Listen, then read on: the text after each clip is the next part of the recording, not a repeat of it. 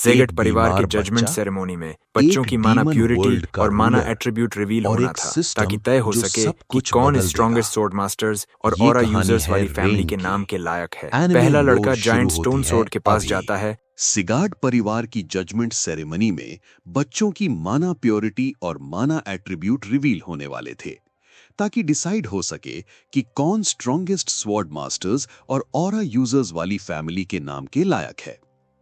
पहला लड़का giant stone sword के पास जाता है और तलवार ग्रीन ऑरा से चमक उठती है। ये दिखाता है कि उसका विंड एट्रीब्यूट है और उसकी माना प्योरिटी एवरेज से ज्यादा है। अगली लड़की आती है और स्वॉर्ड ब्लू ऑरा रिलीज करती है। ये पहले से भी बेटर होता है, जिससे सब लोग बहुत खुश हो जाते हैं क्योंकि फैमिली को एक और प्रोडिजी मिल गया होता है। आखिर में रेन की बारी आती है। पेट्रियार्क उसे आगे बढ़ने को कहता है। जैसे ही रेन स्वॉर्ड को टच करता है, वो सिर्फ एक फेंट व्हाइट ऑरा छोड़ती है जो सबसे वीक मानी जाती है। बाकी लोग उसका मजाक उड़ाने लगते हैं, लेकिन पेट्रियार्क सबको चुप करा देता है और सेरेमनी जल्दी खत्म कर देता है। जब हॉल खाली हो जाता है और सिर्फ पेट्रियार्क और उसका सर्वेंट बचते हैं, तभी जायंट स्वॉर्ड अचानक दोबारा चमक उठती है। इस बार ब्लेजिंग गोल्डन फायर ऑरा के साथ, बिल्कुल वही पावर जो सिगार्ड फैमिली के फाउंडर के पास थी और जो किसी भी चीज को मेल्ट कर सकती थी। पेट्रियार्क स्टन रह जाता है और सोचता है कि रेन कितना पावरफुल बन सकता है। लेकिन पेट्रियार्क ये नहीं जानता कि रेन असल में कौन है। रेन एक रीबॉर्न स्ट्रॉन्गेस्ट असैसिन है जिसे उसके अपने मास्टर ने बिट्रे किया था। एक ठंडी रात में शैडो ग्रुप का बेस्ट असैसिन अपने मास्टर डैरियस रॉबर्ट से मिलता है। मास्टर को पता चल चुका होता है कि रेन माइंड कंट्रोल से फ्री हो गया है और वो जानना चाहता है कि ये कैसे हुआ। हाउस रॉबर्ट किडनैप्ड बच्चों को इमोशनलेस असैसिन्स बनाता है और रेन मिशन के दौरान एक एक्सीडेंट से माइंड शैकल तोड़ पाया था। जब रेन पूछता है कि डैरियस को यह कैसे पता चला, तो डैरियस बताता है कि हर असैसिन के दो शैकल्स होते हैं, पहला माइंड शैकल और दूसरा। तभी रेन के चेस्ट में तेज दर्द उठता है और डैरियस दूसरा शैकल रिवील करता है, रेज वर्म, जो असैसिन के अंदर इम्प्लांट होती है और मास्टर के ऑर्डर पर हार्ट को डिवावर कर सकती है। वर्म हार्ट को खाने लगती है और रेन वाव करता है कि वो डॉग की तरह नहीं मरेगा और कम से कम डैरियस पर एक निशान छोड़कर जाएगा। वो खुद को उठाकर चार्ज करता है, लेकिन तुरंत ही डिकैपिटेट कर दिया जाता है। फिर भी डैरियस शॉक में होता है क्योंकि रेन उसे वूंड करने में सक्सेसफुल हो जाता है। वो बाकी असैसिन्स को ऑर्डर देता है कि डेड बॉडी डिस्पोज कर दो और वहां से चला जाता है। रेन की फेडिंग कॉन्शियसनेस रिग्रेट से भरी होती है क्योंकि उसे वो जिंदगी याद आती है जो डैरियस ने उससे छीन ली थी। आखिरी सांस में वो किसी गॉड या डीमन से प्रेयर करता है कि उसे रिवेंज का एक चांस मिल जाए। तभी उसके नेक पर पड़ा ट्रिंकेट ग्लिटर करने लगता है और एक स्ट्रेंज स्क्रीन दिखाती है कि उसे व्रात नाम की बीइंग ने चूज किया है। लेकिन व्रात डिसेंड कर पाता उससे पहले ही रेन का बॉडी मर जाता है और प्रोसेस कट हो जाता है। कुछ समय बाद एक यंग वुमन अपने बेबी के साथ खेल रही होती है जिसे वो सनशाइन बुलाती है। वो बेबी रेन होता है जो इस औरत के फैमिली में रीइंकार्नेट हुआ होता है। रेन अपनी असैसिन वाली मेमोरीज रिटेन करता है। शुरू में उसे लगता है ये सिर्फ एक ड्रीम है, लेकिन धीरे धीरे वो एक्सेप्ट कर लेता है कि ये एक न्यू लाइफ है जिससे वो जग नहीं रहा। प्लेफुल चैटर में सिल्विया उसे बताती है कि हाउस का लॉर्ड अभी तक उसे प्रॉपर नाम देने नहीं आया। उसे ये नहीं पता होता कि रेन उसकी हर बात समझ रहा है। रेन सोचता है कि उसे पैदा हुए 100 दिन हो चुके हैं, फिर भी लॉर्ड अभी तक क्यों नहीं आया। उसे क्लियर हो जाता है कि वो एक रिच और प्रेस्टिजियस फैमिली में पैदा हुआ है जो उसके रिवेंज के लिए एक एडवांटेज है। वो कभी बिल्डिंग से बाहर नहीं गया, इसलिए उसे नहीं पता कि फैमिली में उसका क्या स्टेटस है। ऊपर से वो फ्लेम लिंक्स टेक्निक भी मास्टर नहीं कर पा रहा, इसलिए डैरियस से बदला अभी दूर है। तभी मेड हेलेन आकर बताती है कि लॉर्ड वापस आ चुका है। सिल्विया रेडी होने की कोशिश करती है, लेकिन देर हो चुकी होती है क्योंकि लॉर्ड मेन डोर से अंदर आ जाता है। वो आदमी स्ट्रॉन्ग ऑरा के साथ रूम में एंट्री करता है और रेन उसे तुरंत पहचान लेता है। सिल्विया उसे फादर कहती है, मतलब वो रेन का ग्रैंडफादर होता है। उसके फीचर्स देखकर रेन कंफर्म करता है कि ये कोई और नहीं बल्कि ग्लेन सिगार्ड है, northern Lord of destruction, continent का एपेक्स है। रेन समझ जाता है कि वो कॉन्टिनेंट की सबसे पावरफुल फैमिली में पैदा हुआ है। ग्लेन उसका नाम रखता है रेन, वही नाम जो उसके पिछले जन्म का था, और कहता है कि वो ऐसे जिए जैसे वो एग्जिस्ट ही नहीं करता। उसी रात रेन फाइनली अकेला होता है और फ्लेम लिंक्स कल्टीवेट करता है। नॉर्मल टेक्निक्स माना इनहेल करके उसे कोर में स्टोर करती हैं, लेकिन फ्लेम लिंक्स हार्ट के अराउंड सर्कुलर लिंक्स बनाती हैं और स्टैमिना फोकस्ड माना अफिनिटी बढ़ाती हैं और ट्रांसेंडेंटल बीइंग से हिडन रहती हैं। रेन को सिर्फ स्ट्रेंथ और फोकस बढ़ाना है और सिगार्ड स्वॉर्ड्स टेक्निक सीखनी है ताकि उसका रिवेंज प्लान फूल प्रूफ हो सके। लेकिन एक प्रॉब्लम है, उसके नए बॉडी के माना सर्किट्स डिस्ट्रक्टिव चिल से भरे हुए हैं। लगभग 9 सर्किट्स ब्लॉक्ड है और वो जल्दी मर सकता है। उसे फ्लेम लिंक से इन्हें ब्रेक करना होगा। वो लंबी देर तक कल्टीवेट करता है और आखिरकार नींद से लड़ते हुए कोलैप्स हो जाता है। लकी होता है कि वो सो जाता है, क्योंकि लॉर्ड ग्लेन रूम में एंटर करता है और सोते हुए बेबी पर अपनी ऑरा छोड़ देता है। अगली सुबह रेन फिर से बेबी ड्यूटी शुरू करता है।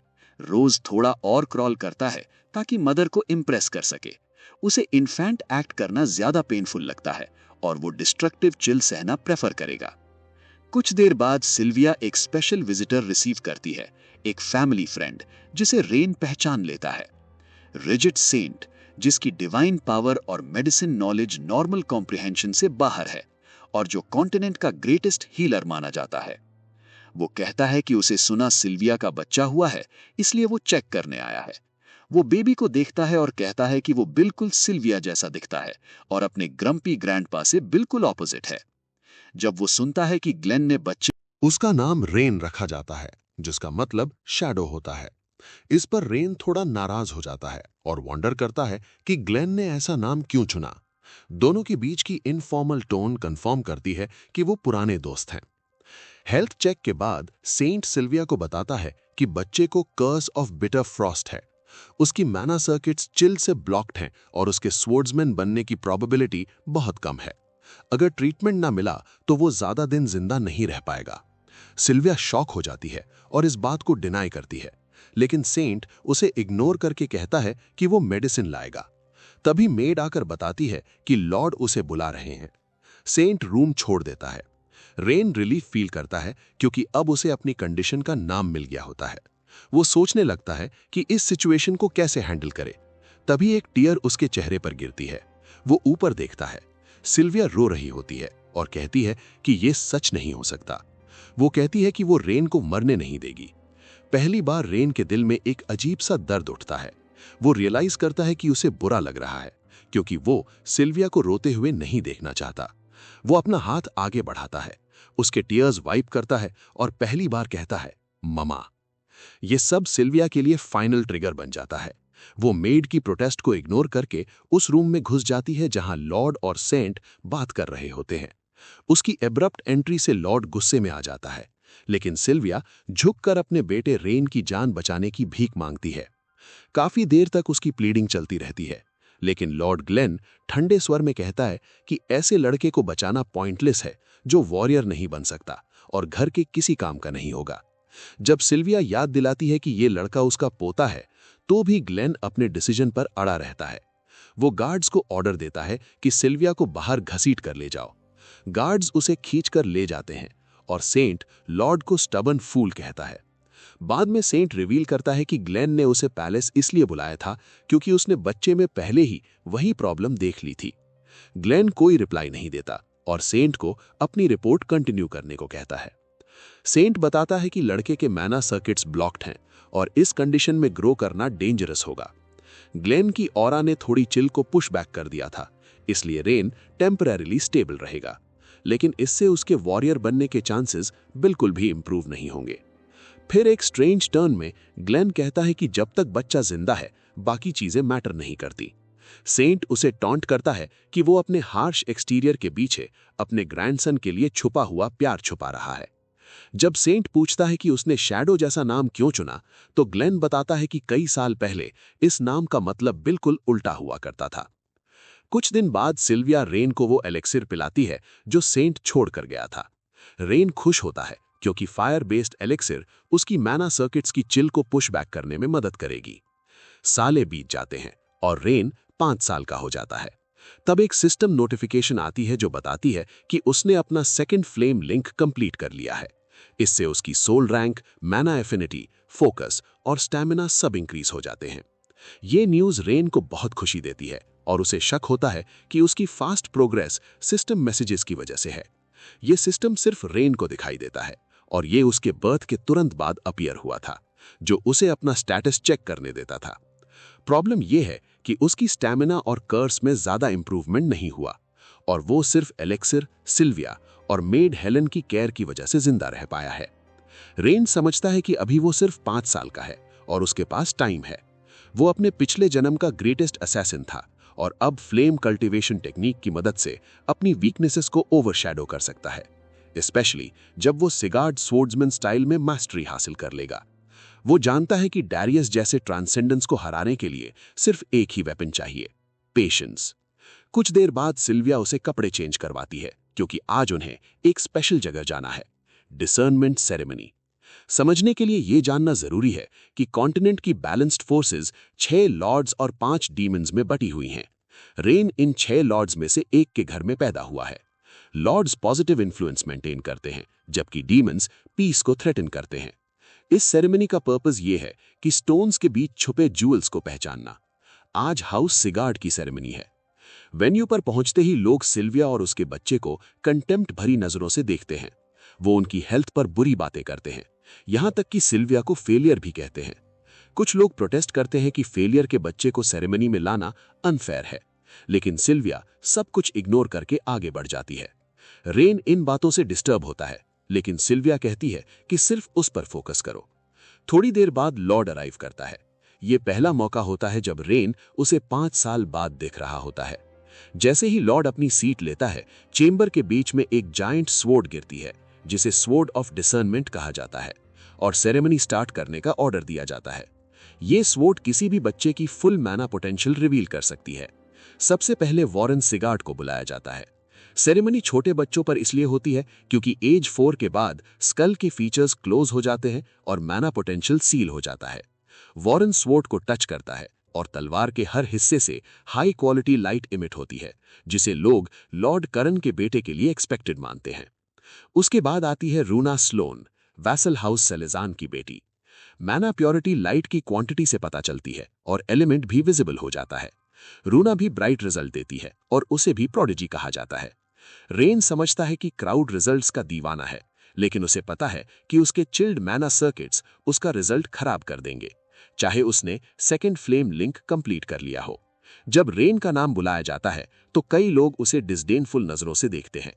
स्वॉर्ड के पास पहुंचकर रेन सोचता है कि ज्यादा उम्मीद रखना बेवकूफी होती है, बस एलिमेंट जान लेना ही काफी होता है। जैसे ही वो स्वॉर्ड को टच करता है, उसमें से एक अजीब सी फायर इरप्ट होती है जो स्वॉर्ड को इंचांट कर देती है। अचानक उसे विजन्स दिखने लगते हैं, भयानक मॉन्स्टर्स और उनके बीच एक यंग वॉरियर। वो देखता है कि मॉन्स्टर्स उस वॉरियर से काफी ज्यादा बड़े हैं और उसके ऊपर टावर कर रहे हैं। फिर वो वॉरियर फायर से ढकी हुई स्वॉर्ड उठाता है और उसे जमीन पर जोर से मार देता है। इसके साथ ही एक मैसिव एक्सप्लोजन होता है जो पूरे एरिया को डिस्ट्रॉय कर देता है। अगले ही पल विजन खत्म हो जाता है और स्वॉर्ड पर एलिमेंट डिस्प्ले होने लगता है। एक ब्राइट लाइट निकलती है, लेकिन आधे से भी कम। लोग तुरंत उसका मजाक उड़ाने लगते हैं। ग्लेन शांत रहकर सब कुछ ऑब्जर्व करता रहता है। सिल्विया उसे अश्योर करती है कि उसने अच्छा किया है और उसे वापस सीट पर ले जाती है।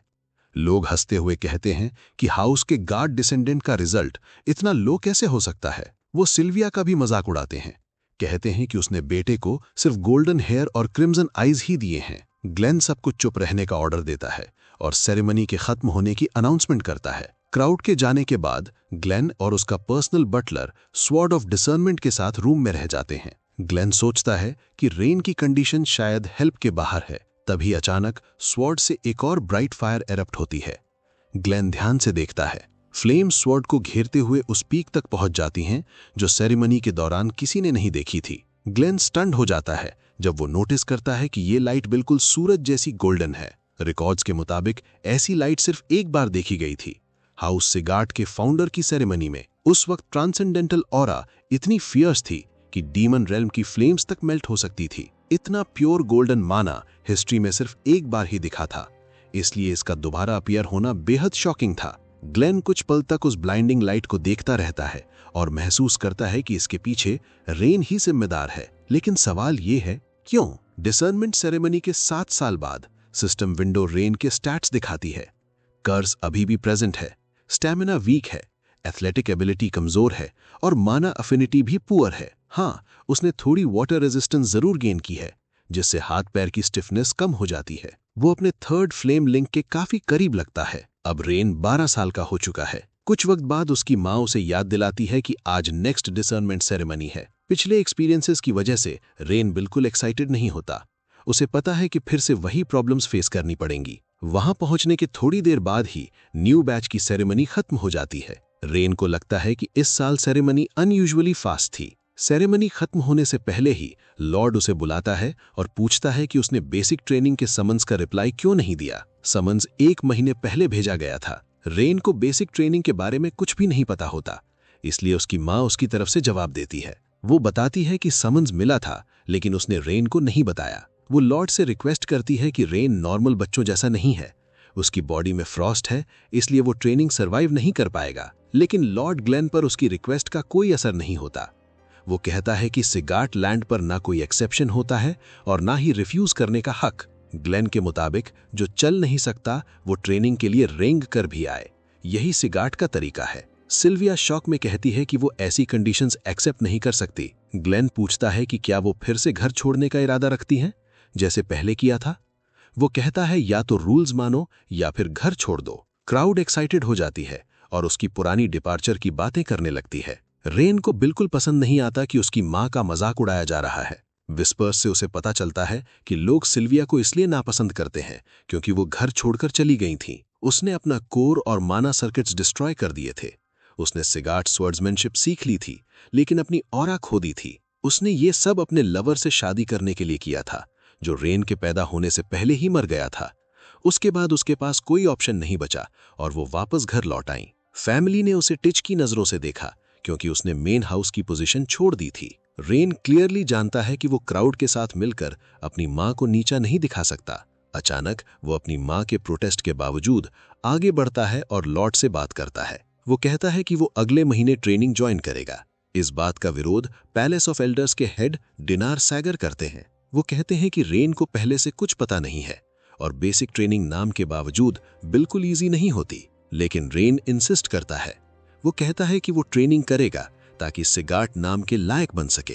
ये बात लॉर्ड को बिल्कुल पसंद नहीं आती क्योंकि सिगार्ट नाम बहुत बड़ी रिस्पॉन्सिबिलिटी है। ग्लेन अपनी ऑरा रिलीज करता है जो हड्डियां क्रश कर देने के लिए काफी होती है। रेन के मुंह से खून निकल आता है। रेन समझ जाता है कि ये प्रेशर उसके पिछले मास्टर दारूद से भी ज्यादा भारी है। दर्द में वो अपनी मुट्ठियां कस लेता है और उसे झेलने की कोशिश करता है, लेकिन आखिरकार वो कोलैप्स हो जाता है। सिल्विया और मेड हेलेन उसे उठाती हैं। डिनार लॉर्ड से रिक्वेस्ट करता है कि अपनी स्पिरिचुअल फोर्स वापस ले लें। वो कहता है कि रेन अभी बच्चा है और अपने शब्दों का वेट नहीं समझता, लेकिन ग्लेन किसी की नहीं सुनता और कहता है कि रेन को बोलने दिया जाए। सिल्विया प्लीडिंग करती रहती है, कहती है कि उसका बेटा ट्रेनिंग के लिए रेडी नहीं है और ऑरा वापस ले लेनी चाहिए। रेन अपनी माँ की पकड़ से निकलता है और सोचता है कि पिछले जन्म में वो अंधेरे में जीता था, वो शैडोज में छिपा रहता था, लेकिन इस जिंदगी में वो सब कुछ बेटर बनाना चाहता है, खासकर सिल्विया की खोई हुई जगह उसे वापस दिलाने के लिए। वो लॉर्ड के पास जाकर मानता है कि उसे सिगार्ट नाम का वेट नहीं पता क्योंकि उसकी परवरिश एनेक्स में हुई है, मेन हाउस में नहीं। वो अनाउंस करता है कि वो ट्रेनिंग में हिस्सा लेगा और समझेगा कि ये जगह असल में कैसी है। वो कहता है कि इस जिम्मेदारी का बोझ सिर्फ उसका नहीं बल्कि सिल्विया, हेलेन और एनेक्स में रहने वाले सबका है। मदद करने वाले लोगों के लिए वो जाग उठता है। लॉर्ड इंटरेस्ट के साथ पूछता है कि क्या वो ट्रेनिंग के बेसिस पर सिगार्ट नाम की वैल्यू तय करना चाहता है। रेन कहता है हाँ, यही उसका एकमात्र तरीका है। ग्लेन कहता है कि वो इंस्ट्रक्टर्स को ऑर्डर देगा कि बेस्ट प्रिपरेशन करे ताकि रेन डिसअपॉइंट ना हो।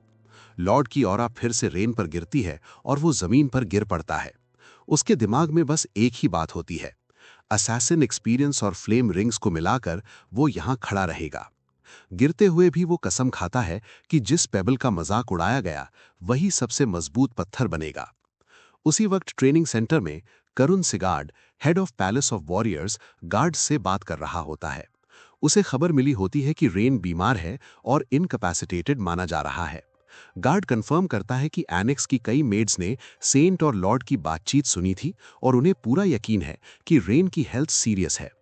करुण ने सेरेमनी के दौरान रेन को अनस्टेबल देखा था, लेकिन वो इस बात का जवाब नहीं ढूंढ पाता कि रेन लॉर्ड की ऑरा को कैसे झेल गया। वो सोचता है कि सिल्विया की पोटेंशियल सबसे अलग थी, जो उसके बेटे की कैपेबिलिटी को एक्सप्लेन करती है। आखिरकार करुण गार्ड को ऑर्डर देता है कि एनेक्स में किसी को भेजा जाए ताकि वहां सब कुछ मॉनिटर किया जा सके। इस बीच रेन हमेशा की तरह ओवरवर्क करता रहता है। सिल्विया उसे याद दिलाती है कि उसने उसे ऐसा ना करने की वार्निंग दी थी। कुछ वक्त बाद 5th सिगार ट्रेनिंग ग्राउंड में लॉर्ड ग्लेन इंस्ट्रक्टर लमीर से मिलने आता है। वो उसे सोते हुए का नाटक करते पकड़ लेता है। ग्लेन उसे उठाकर ताना मारता है कि पिछले 50 सालों में वो मैच्योर ही नहीं हुआ। लमीर एल्फ होने की वजह से एज नहीं होता, इसलिए वो वैसे का वैसा ही है। लमीर को अंदाजा हो जाता है कि ग्लेन अपने ग्रैंडसन के बारे में बात करने आया है। वो ब्लंट होते हुए कहता है कि सिल्विया अभी यहीं आई थी और वो ट्रेनिंग में कोई कमी नहीं करेगा, क्योंकि ग्लेन ने उसे एब्सोल्यूट कंट्रोल दिया है। ग्लेन कहता है कि वो प्लीडिंग के लिए नहीं आया, बल्कि स्टैंडर्ड्स मेंटेन या इंक्रीज करने आया है ताकि वीक लोग छांट दिए जा सकें। लमेर सोचता है कि ग्लेन अपने ग्रैंडसन के लिए प्यार दिखाने का इनडायरेक्ट तरीका ढूंढ रहा है। ग्लेन हंसते हुए कहता है कि अगर वो पुराना साथी नहीं होता तो वो उसका सिर काट देता। लमेर रेन के बारे में और ज्यादा क्यूरियस हो जाता है। इस बीच रेन अपना 3rd फ्लेम लिंक कंप्लीट कर लेता है। इससे उसकी बॉडी और सोल रैंक, कॉन्स्टिट्यूशन और dexterity, magical affinity, focus, stamina और वाटर रेजिस्टेंस 3 स्टार्स तक बढ़ जाते हैं। एक एक्स्ट्रा फायदा यह भी होता है कि कर्स ऑफ फ्रॉस्ट का एक स्ट्रैंड पूरी तरह गायब हो जाता है। ये मैसेज रेन को खुशी देता है। ये बिल्कुल क्लियर है कि ये सब हार्डवर्क का रिजल्ट है, लेकिन ओवरवर्क के बिना, जिसमें उसकी मां ने काफी मदद की। मैजिकल स्टेटस विंडो भी उसकी ग्रोथ को फास्ट करने में हेल्प करती है। लेकिन ये सब सिगार्ड में होने वाली इंटेंस ट्रेनिंग के सामने कुछ भी नहीं। ये 3 स्टार फ्लेम लिंक सिर्फ एक फाउंडेशन है जिस पर वो पूरा हाउस खड़ा करेगा। उसकी प्लानिंग है एक्स्ट्रा ऑर्डिनरी अचीवमेंट्स दिखाने की, ताकि मॉकिंग वॉइसेस हमेशा के लिए साइलेंट हो जाएं, और फिर डारस रॉबर्ट को खत्म करके अपना बदला पूरा करना। इन सब बातों के बारे में सोचते हुए रात को उसकी मां उससे बात करने आती है, क्योंकि अगले दिन रेन बेसिक ट्रेनिंग के लिए जाने वाला होता है। वो पूछती है कि क्या उसे सच में जाना है, क्योंकि उसे डर है कि रेन दर्द में भी खुद को लिमिट से ज्यादा पुश करेगा और ट्रेनिंग के दौरान सीरियसली इंजर्ड हो जाएगा। उसकी मां सजेस्ट करती है कि वो सिर्फ 1 साल और वेट कर ले, लेकिन रेन कहता है कि वो ऐसा नहीं कर सकता। वजह यह है कि वो मेन और ब्रांच फैमिली के लोगों को उसकी मां को नीचा दिखाते हुए और एनेक्स के लोगों को दया के लायक समझते हुए ट्रीट करते हुए नहीं देख सकता। उसे पूरा यकीन है कि अगर वो ट्रेनिंग में अच्छा परफॉर्म करे तो ये सब खत्म हो सकता है। रेन की बात सुनकर सिल्विया इमोशनल हो जाती है और हैरान भी कि वो उनकी सिचुएशन को लेकर इतना ज्यादा थॉटफुल है। वो रेन को बताती है कि उसकी मुलाकात उसके पिता से एक मिशन के दौरान हुई थी। उनके साथ रहना मुश्किल था क्योंकि वो सिर्फ एक ऑर्डिनरी नाइट थे। उनका प्यार पाने के लिए सिल्विया को अपना कोर और मैना सर्किट्स डिस्ट्रॉय करने पड़े और फैमिली छोड़नी पड़ी। रेन की एक बड़ी बहन भी थी, सिया। वो अपने हस्बैंड के साथ शांत जिंदगी जी रही थी जब एक ग्रुप, जिसे केडर ऑफ ईडन कहा जाता है, सिल्विया को पहचान लेता है और अचानक अटैक कर देता है।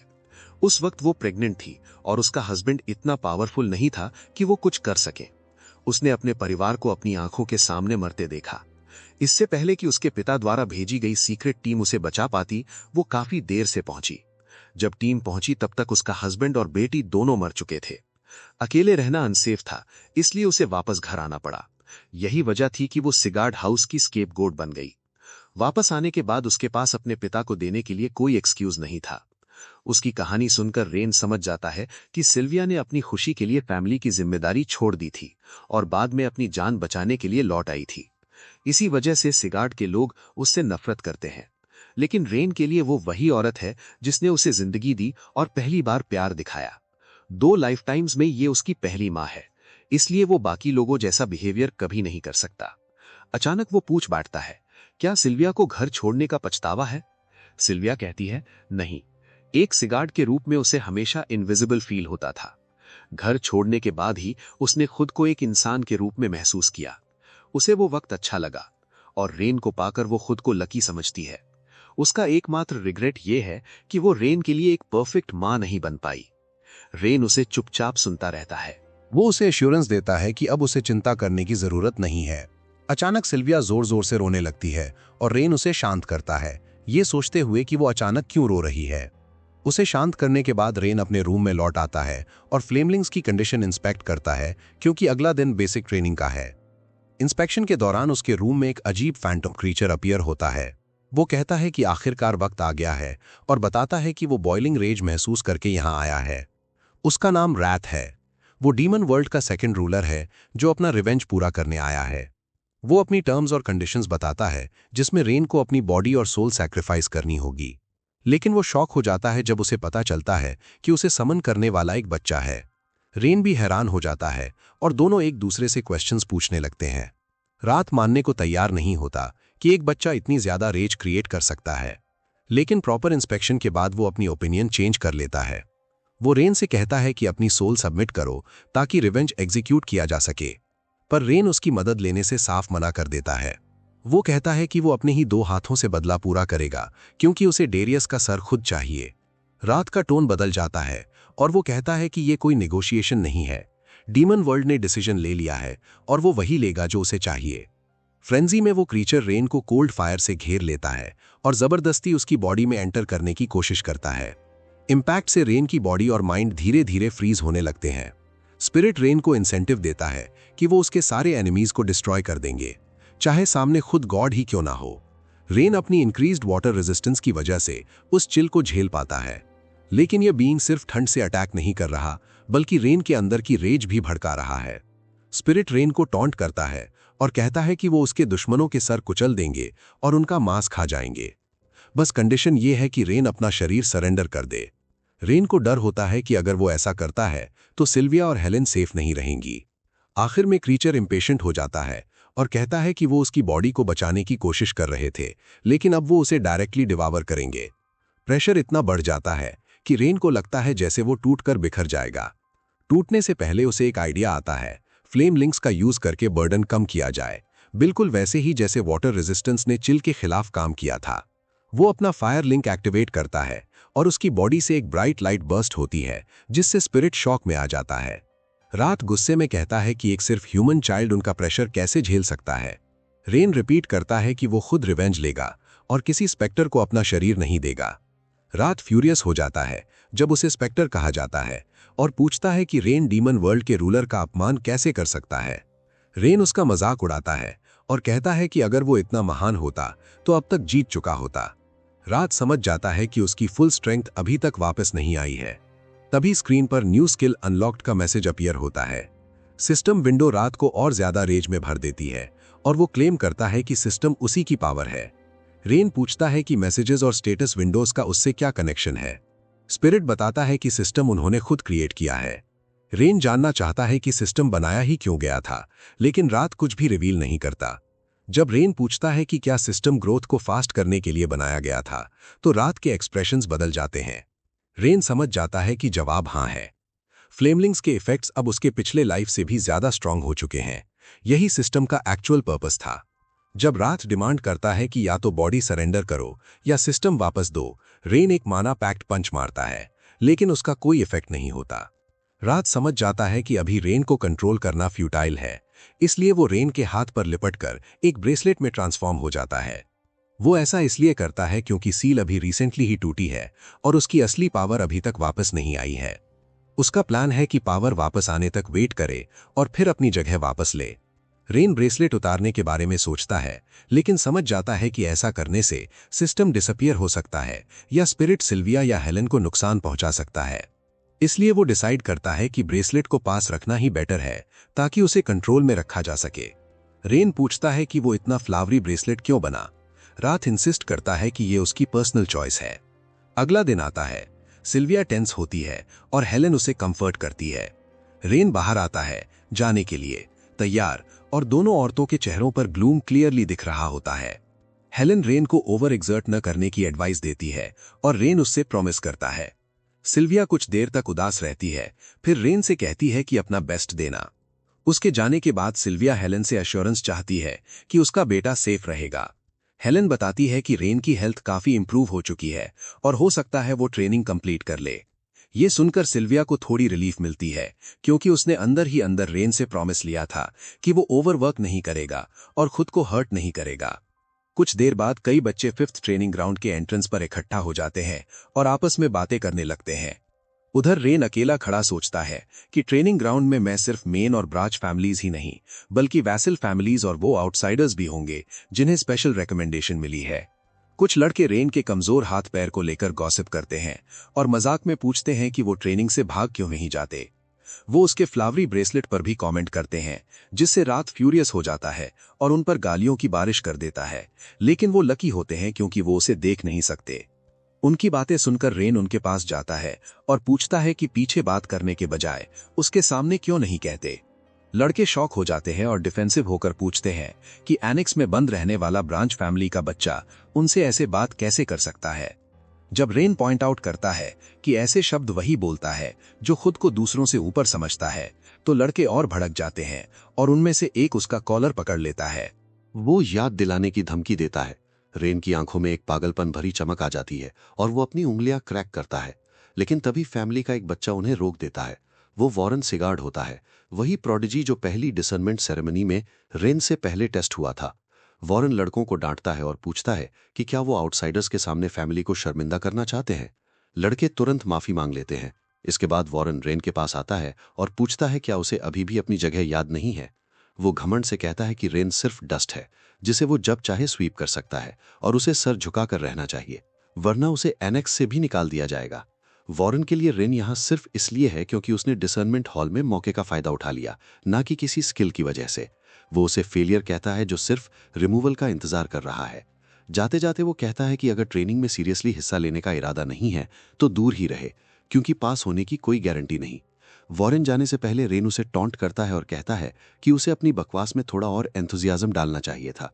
वो कहता है कि सिर्फ फैमिली का मेंबर होना किसी को इंपॉर्टेंट नहीं बना देता, क्योंकि वॉरेन के पास ना कोई रैंक है ना कोई अथॉरिटी। रेन मजाक उड़ाते हुए कहता है कि उसके पास एक ही ऑप्शन बचता है, जाकर अपने पापा से कंप्लेन करना। वॉरेन गुस्से से लाल हो जाता है और बस हाउ डेयर यू ही बोल पाता है।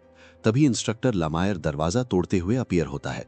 वो इस बात से काफी अम्यूज्ड होता है कि बच्चे पहले ही दिन लड़ाई शुरू कर चुके हैं। रेन, जो अब तक नहीं जानता था कि इंस्ट्रक्टर कौन होगा, उसे पहचान लेता है। स्वॉर्ड ऑफ लाइट, जिन्होंने कोर डैमेज की वजह से रिटायरमेंट ली थी। लमायर लड़कों को अलग करता है और कहता है कि अगर लड़ना ही है तो सेरेमनी के बाद लड़ना। सेरेमनी के दौरान वो अपना इंट्रोडक्शन देता है। वो बताता है कि टोटल 160 लोग ट्रेनिंग में शामिल हुए हैं, जो उसके हिसाब से काफी ज्यादा है। इसलिए वो अनाउंस करता है कि टेस्ट्स के थ्रू इस नंबर को सिर्फ 1/4 तक रिड्यूस करेगा। ये सुनकर बच्चे डर जाते हैं कि पहले ही दिन इतने लोग एलिमिनेट हो जाएंगे।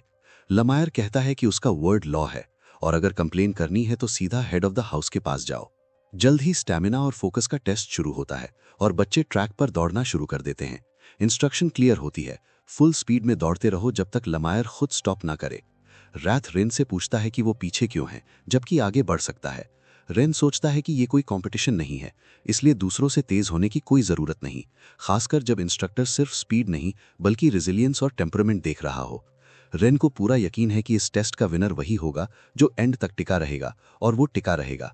इंस्ट्रक्टर्स नोटिस करते हैं कि फ्रंट में वॉरेन और रुनान हैं और इतनी कम उम्र में उनकी कैपेसिटी फ्यूचर पोटेंशियल क्लियरली दिखाती है। जब वो रेन को देखते हैं तो समझते हैं कि सिख होने के बावजूद वो काफी इंप्रेसिव हैं, लेकिन प्रिडिक्ट करते हैं कि ज्यादा देर नहीं टिक पाएगा। लमायर शांत नजरों से रेन को ऑब्जर्व करता रहता है। उसके मुताबिक वो बच्चों के पर्सनैलिटी के रंग और धागे देख सकता है, लेकिन रेन के केस में वो कुछ भी डिसर्न नहीं कर पाता, जो तभी होता है जब किसी की पोटेंशियल उसकी समझ से परे हो। आगे दौड़ रहे लड़के पीछे मुड़कर मजाक उड़ाते हैं कि रेन और ज्यादा से ज्यादा 10 मिनट ही टिक पाएगा। रेन सोचता है कि ये ट्रेनिंग सिर्फ रनिंग है। उसके पिछले लाइफ में तो उन पर स्टार्विंग बीस्ट्स छोड़ दिए जाते थे और वो जान बचाने के लिए दौड़ते थे। काफी देर तक दौड़ने के बाद भी लमायर हैरान होता है कि रेन अभी तक दौड़ रहा है, जबकि उसकी स्टैमिना का स्टॉक काफी पहले ही खत्म हो चुका होता है। ये सिर्फ डिटर्मिनेशन नहीं है, उसका बॉडी बिल्कुल खाली हो चुका है। ये लेवल का फोकस सिर्फ उन लोगों में होता है जो टॉर्चर और डेथ का सामना कई बार कर चुके होते हैं। वॉरेन नोटिस करता है कि रेन अभी भी उसके बिल्कुल पीछे लगा हुआ है और सोचता है कि एक बीमार बच्चा ऐसा कैसे कर सकता है। वो अपने फादर और गार्ड्स की बातें याद करता है जहां उन्होंने कहा था कि रेन सिक है। गुस्से में वो अपनी ऑरा रिलीज करता है ताकि सबको दिखा सके कि वो दोनों इक्वल नहीं है। वो आगे निकल जाता है और पीछे सिर्फ रुनान और रेन बचते हैं। रेन को वॉरेन इमेच्योर लगता है जबकि रुनान काफी काम होती है। रेन किसी से आगे निकलने की कोशिश नहीं करता क्योंकि ये रेस नहीं है। बाकी स्टूडेंट्स रास्ते में गिरते जा रहे होते हैं। कुछ लोग पूछते हैं कि ये रेन कौन है। कुछ जेलस होते हैं कि सिख होने के बावजूद भी वो इतना दौड़ कैसे रहा है। कोई पूछता है क्या वो थकता भी है। रेन अंदर ही अंदर हंस देता है क्योंकि उसके अंदर की चिल हर सेकंड उसे मार रही थी और उसके हार्ट और लंग्स कोलैप्स होने वाले थे। वो फ्लेम लिंक्स का यूज करके थोड़ी सी स्टैमिना स्क्वीज कर पाता है। रैथ उसकी कंडीशन सेंस करके उसे बॉडी सरेंडर करने के लिए प्रोवोक करता है ताकि वो वॉरेन को क्रश कर सके। रैथ जानबूझकर उस पर एक कोल्ड अटैक करता है जिससे रेन की कंडीशन और ज्यादा खराब हो जाती है, लेकिन रेन प्रिटेंड करता है जैसे सब कुछ ठीक हो। रैथ जानता है कि अगर उसने वीकनेस दिखाई तो स्पिरिट उसे डिवावर कर लेगा। वो विजन, ब्रेथ और बॉडी कंट्रोल सब खोते हुए भी दौड़ता रहता है। जैसे ही वो कोलैप्स होने वाला होता है, इंस्ट्रक्टर की आवाज टेस्ट को स्टॉप कर देती है। वॉरेन उसे कंटेम्प्ट से देखता है, हैरान कि वो एंड तक हार नहीं माना, जबकि रुनान उसे क्यूरियोसिटी के साथ देखती है। रैथ खुद शॉक्ड होता है कि कोल्ड से रेन पर कुछ असर क्यों नहीं हुआ। रेन याद दिलाता है कि उसने पहले ही कहा था ट्रेनिंग वेस्ट मत करना। असल में रैथ का अटैक रेन के फ्लेम लिंक्स को और स्ट्रॉन्ग कर गया क्योंकि उसे अपनी बॉडी को लिमिट तक पुश करना पड़ा। तभी स्क्रीन पर मैसेज अपीयर होता है, इंटेंस मूवमेंट कंडीशन मैट। उसकी स्ट्रेंथ, डेक्सटेरिटी और कॉन्स्टिट्यूशन इंक्रीज हो जाती है जिससे रैथ और भी ज्यादा फ्यूरियस हो जाता है। सब बच्चे इकट्ठा होने के बाद लमायर उनकी मेहनत की तारीफ करता है और याद दिलाता है कि शुरू में उसने जो कहा था नंबर्स को 1/4 तक रिड्यूस करने का। तो ये था आज का एनिमे लोर पार्ट।